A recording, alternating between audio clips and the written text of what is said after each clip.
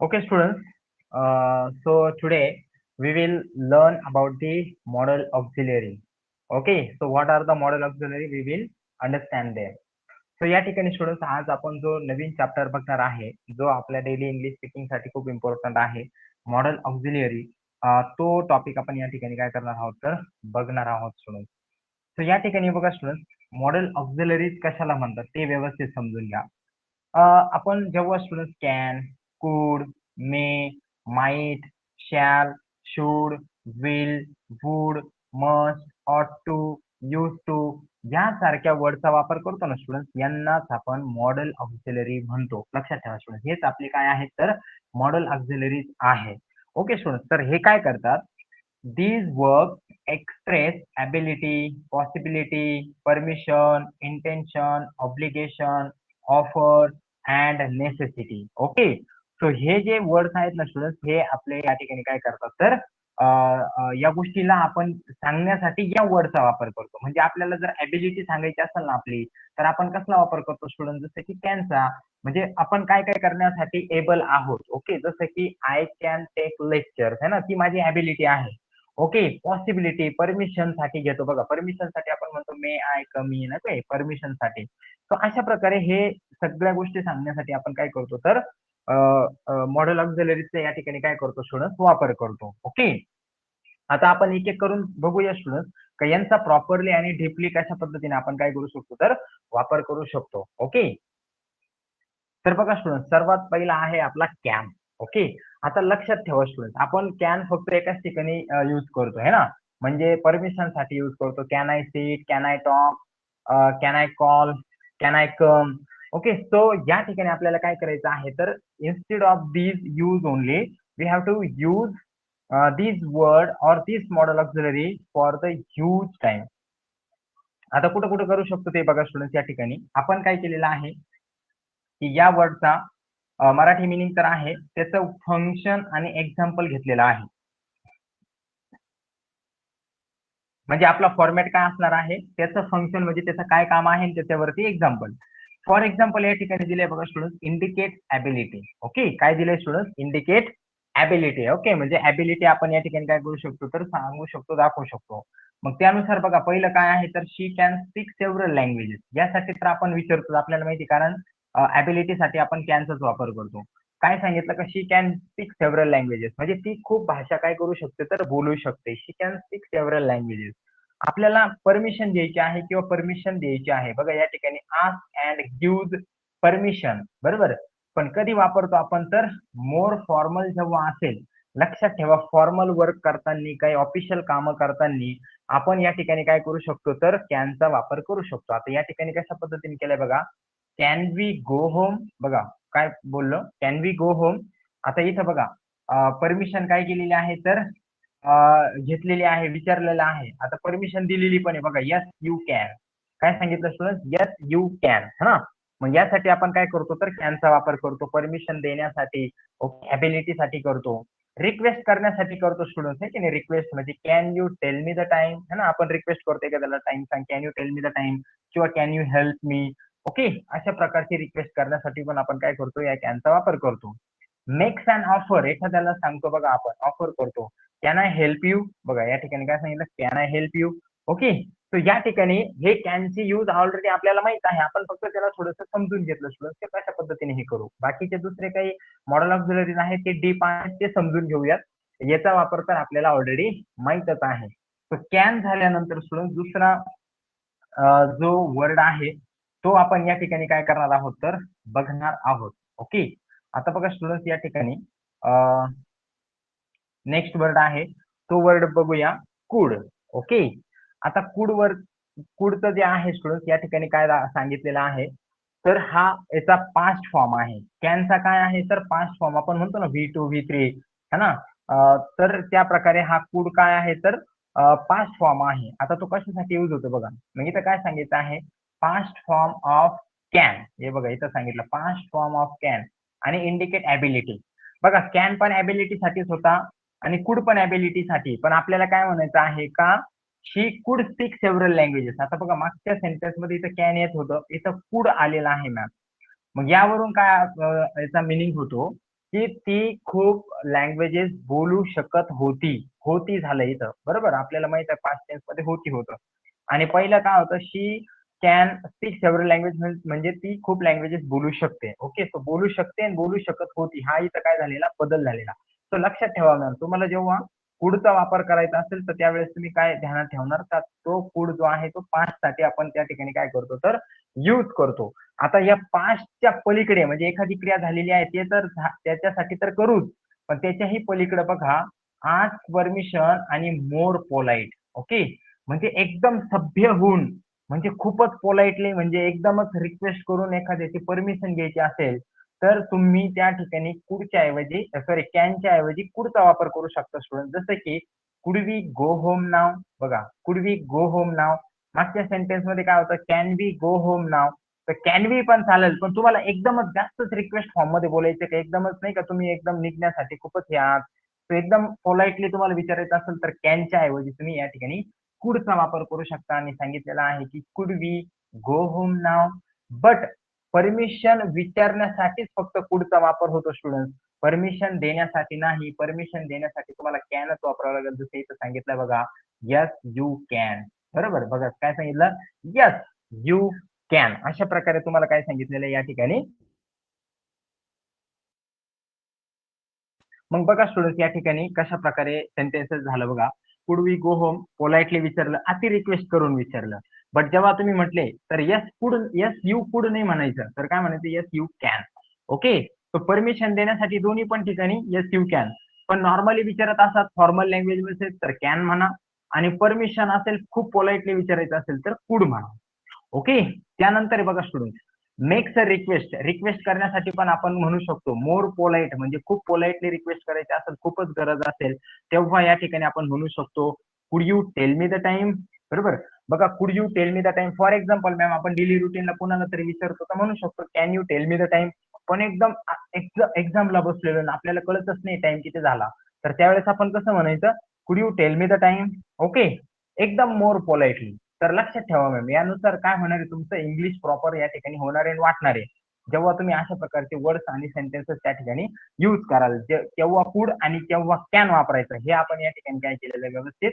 बघितलेलं आहे student offer करण्यासाठी कुडचा वापर होत नाही ओके जसं की आपण मागच्या सेंटेन्स मध्ये बघितलं ना का कॅन आय हेल्प यू तर कुड आय हेल्प यू असं होत नाही फक्त ऑफर साठी होत नाही बाकीच्या बघा ॲबिलिटी साठी होतं परमिशन साठी होतं आणि रिक्वेस्ट साठी होतं तिघांचं पण कॅनचं कुड होतं फक्त ऑफरचं होत नाही कॅन मोर फॉर्मल आणि कुड मोर पोलाइट साठी दोघांचा बी वापर एकाच ठिकाणी तुम्ही करू शकता फक्त पोलाइटचा आणि फॉर्मलचा डिफरन्स आहे या आतापर्यंत कॅन आणि कुड व्यवस्थित क्लिअर झालं मॅम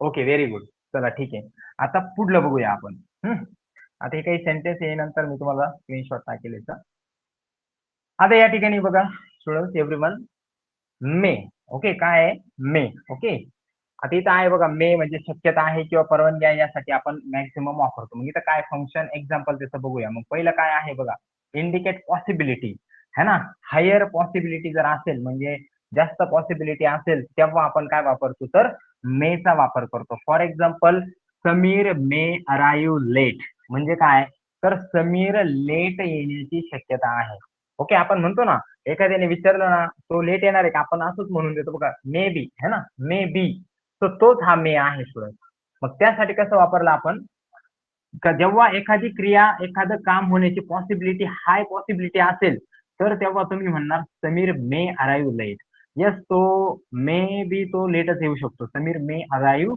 लेट ओके तो अशा प्रकारे जेव्हा पॉसिबिलिटी होती तेव्हा आपण वापरलं दुसरं परमिशन घेण्यासाठी पण वापरतो आपण फॉर्मल परमिशन साठी पण वापरतो मे आय स्पीक है ना मे आय स्पीक जसं की फॉर्मल परमिशन साठी आपण कॅन पण वापरत होतो स्टुडंट ओके आणि अति पोलाइट साठी आपण कुड वापरत होतो सो मे आणि कॅन तुम्ही या ठिकाणी परमिशन साठी वापरू शकता जसं की कॅन आय सिट त्याऐवजी मे आय सिट म्हणू शकता तुम्ही ओके परमिशन साठी त्यानंतर परमिशन द्यायची आहे तर तुम्ही म्हणू शकता यस यू मे स्पीक है ना may I speak yes you may speak okay so next बघा refuse permission formal and emphatic जसं की students may not come late है ना आपण म्हणतो ना परमिशन रिफ्यूज केली म्हणजे काय, तुम्हाला कोणीतरी सांगितलं असेल का लेट येऊ का वगैरे वगैरे, तर तुम्ही असं बोलताना काय बोलू शकता की students may not come late, students late येऊ शकत नाही, students may not come late, अशा प्रकारे तुम्ही काय करू शकता या ठिकाणी स्टुडंट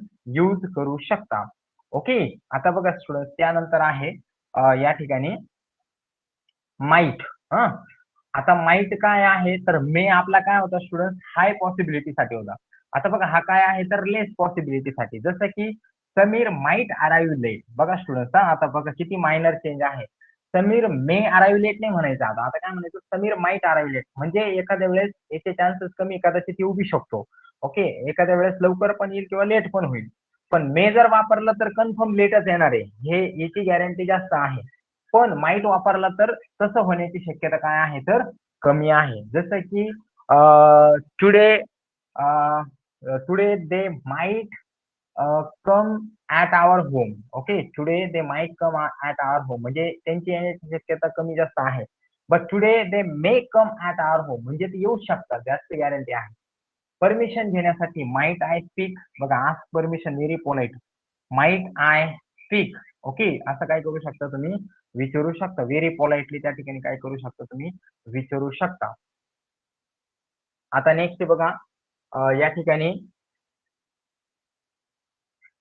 शाल जो आहे स्टुडंट, तो आपण या ठिकाणी कशासाठी वापरायचा आहे तर परवानगीसाठी वापरायचा आहे. शालचा वापर कशासाठी होतो परवानगीसाठी, जसं की आस्क क्वेश्चन, परवानगीसाठी question, shall we arrange a meeting है ना, शाल वी अरेंज अ मीटिंग है ना, असं परवानगीसाठी तुम्ही काय करू शकता शालचा वापर करू शकता. बाकी तुमच्याकडे मे कॅन कुड हे 3 वर्ड तर ऑलरेडी आहेतच. ओके, शालचा वापर खूप कमी पण केला तरी नो प्रॉब्लेम.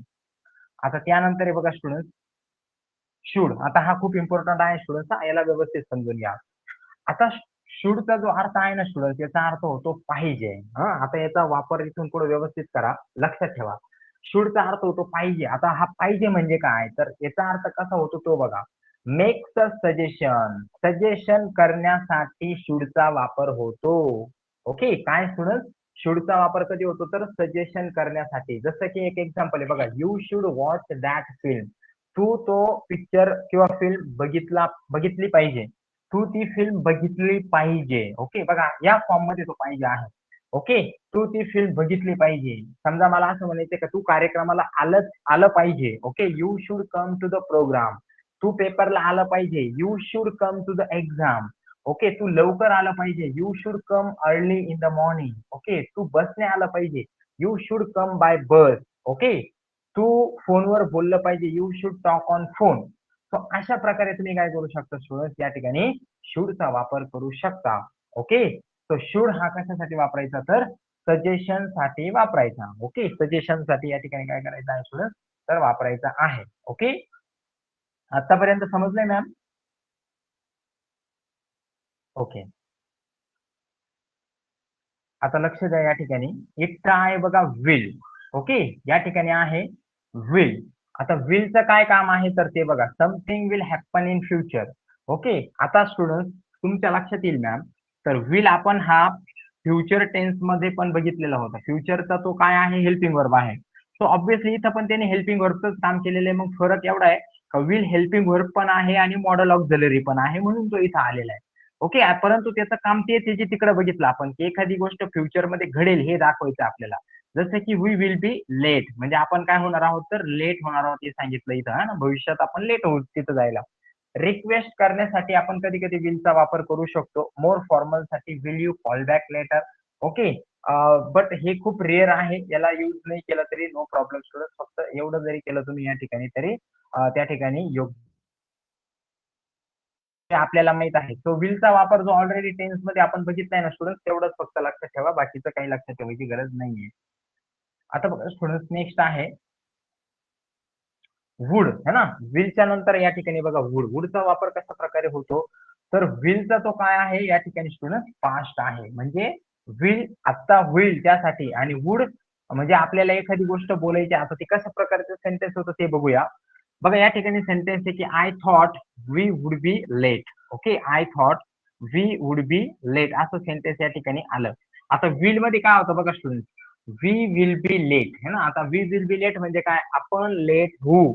है ना, आपण लेट होऊ किंवा आपण लेट जाऊ असा त्याचा अर्थ होतो. पण आता बघा तुम्ही काय झालं माहिती का स्टुडंट, तुम्ही लेट नाही आले, तुम्ही टायमिंगवर पोहोचले त्या ठिकाणी. ओके, तुम्ही टायमिंगवर पोहोचले आणि तुम्हाला तेच सेंटेन्स रिपीट करून बोलायचं आहे. तर तुम्ही काय म्हणणार, आय थॉट म्हणजे मला असं वाटलं, I thought we would be late, का आम्ही लेट होऊ. आलं का लक्षात स्टुडंट? आम्हाला असं वाटलं होतं की आम्ही लेट होऊन जाऊ. असं नॉर्मली बोलतो ना स्टुडंट आपण. तर तेव्हा तुम्हाला हेच सेंटेन्स असं वाटेल की आपण ते फ्युचर मधलं बोलतोय. फ्युचरचा सेन्स घेऊन बोलतोय. आम्हाला असं वाटलं की आम्ही लेट होऊ. बघा स्टुडंट, आम्ही लेट होऊ, है ना? पण ते कधी बोलताय तुम्ही? तसं न होता तुम्ही बरोबर टायमिंगवर पोहोचले. पण त्याच सेंटेन्सला आता तुम्हाला वी विल बी लेट नाही म्हणता येणार. आता तुम्हाला त्या विलच्या जागी काय यूज करावा लागेल? तर वुड यूज करावा लागेल. ओके, सो सेंटेन्स बनेल आय थॉट मला वाटलं वी वुड बी लेट म्हणजे आम्ही लेट होऊ असं तुम्हाला त्या ठिकाणी काय झालेलं स्टुडंट वाटलेलं. ओके, अशा प्रकारे हे आपण वुडचा वापर या ठिकाणी बघितला.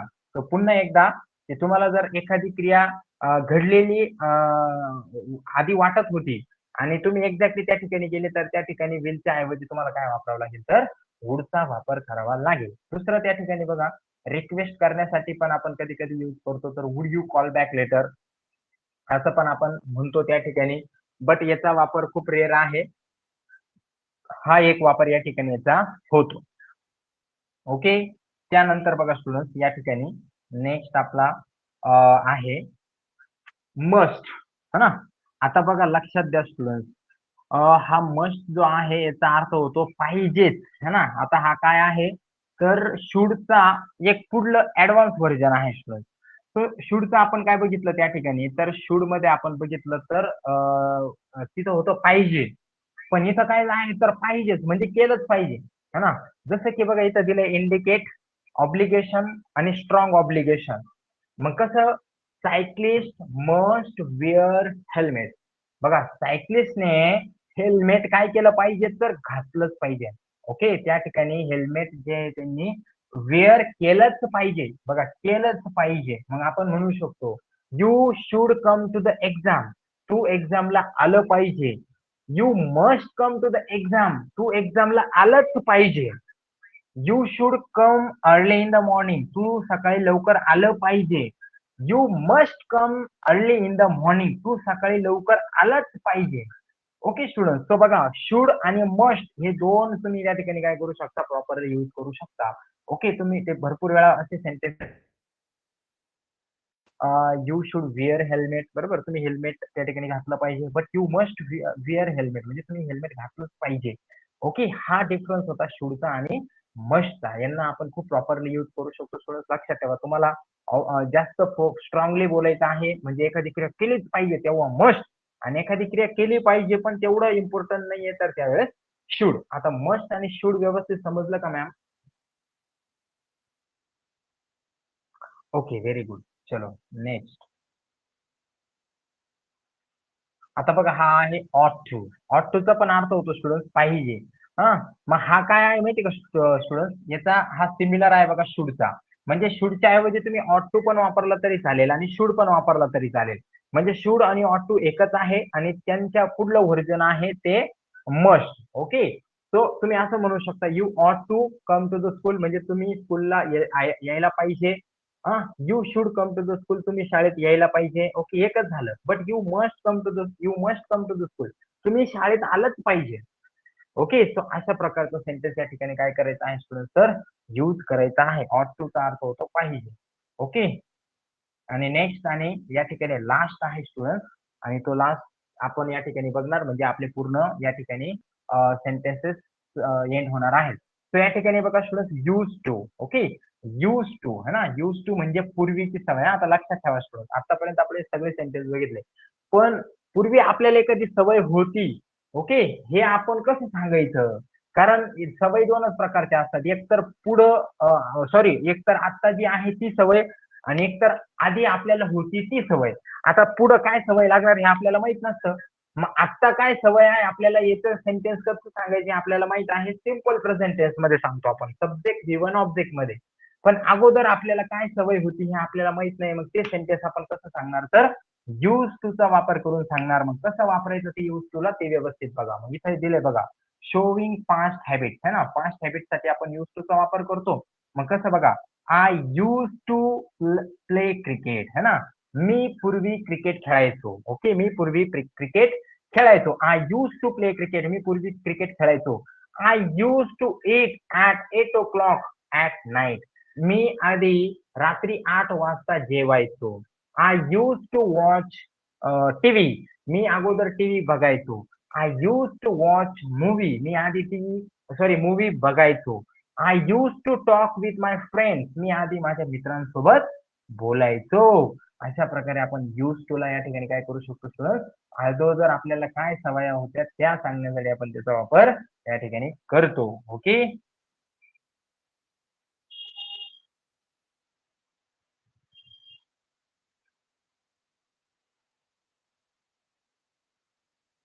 चलो, व्हेरी गुड.